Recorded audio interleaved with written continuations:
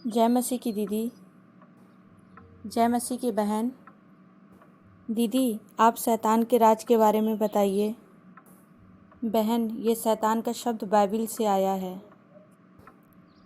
बहुत लोग सोचते हैं कि शैतान केवल बुरी शक्ति है, पर शैतान एक व्यक्ति है और शैतान की अपनी एक शख्सियत है। उसकी एक पर्सनालिटी है, उसकी एक इच्छा शक्ति है। हमें शैतान के बारे में भी जानकारी होना बहुत ज़रूरी है, क्योंकि वो परमेश्वर व मनुष्य दोनों का विरोधी है। परमेश्वर मनुष्य से प्रेम करता है और वो उसका उद्धार करना चाहता है। शैतान परमेश्वर का विरोधी है और वह मनुष्य को नुकसान करके परमेश्वर को दुख देना चाहता है।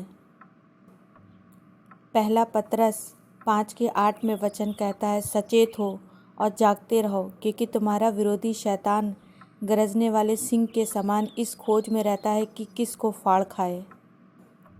दीदी, शैतान कहाँ से आया और इसे परमेश्वर ने क्यों बनाया?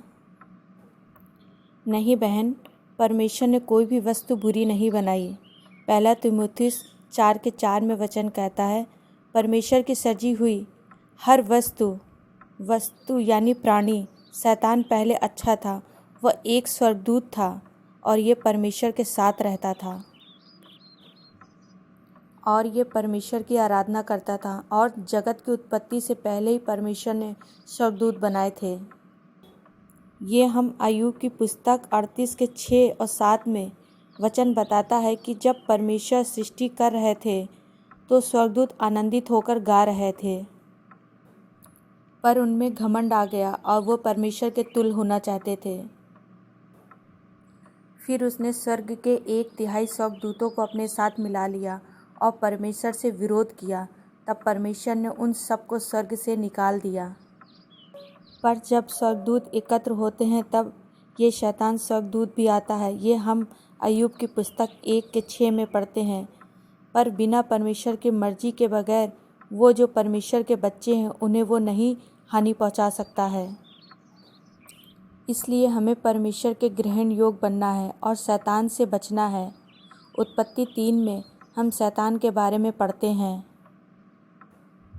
हाँ दीदी, जब वो सांप बनकर आया हवा को बहकाने के लिए।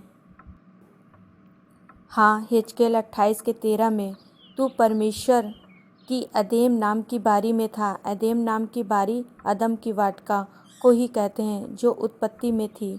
वो वाटिका में आ जा सकता था, पर जब उसने परमेश्वर से विद्रोह किया तब भी वो वहाँ पर आया जाया करता था, और इसीलिए उसने हवा को बहकाया और उसने वहाँ पे पहला झूठ बोला। और फिर उसने केन के मन में हाबिल के लिए भी विद्रोह पैदा किया, और जिसके कारण एक भाई ने दूसरे भाई की हत्या की।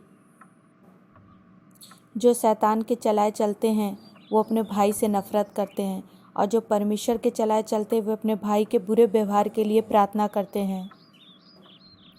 क्योंकि शैतान नहीं चाहता है कि हम सब परमेश्वर के राज में प्रवेश करें।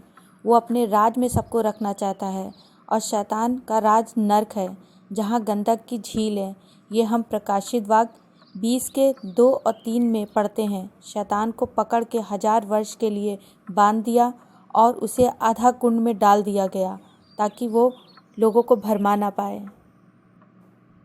जो यीशु की संतान है वो 1000 तक अनंत जीवन पाएंगे, और जो शैतान की संतान बनेंगे वो 1000 वर्ष तक उसी अध कुंड में रहेंगे, जहाँ गंधक की झील है, वो कभी बुझेगी नहीं। दीदी, शैतान के बारे में और बताइएगा कि वो किस तरह से हम लोग के जीवन में आ सकता है। हाँ, प्रभु ने चाहा तो अगली बार हम लोग ज़रूर इस विषय में बातचीत करेंगे। अच्छा बहन, प्रभु का धन्यवाद हो। हम सभी भाई बहनों को जय मसीह की कहते हैं, और प्रभु आप सबको इस वीडियो के द्वारा प्रभु के राज में प्रवेश कराए। यही हमारी कामना है और यही प्रभु की भी इच्छा है कि आप सब लोग प्रभु के बारे में जानें और प्रभु के बातों को समझें। प्रभु से प्रार्थना करें कि प्रभु हमें आपके राज में प्रवेश करना है। सबको जय मसीह की।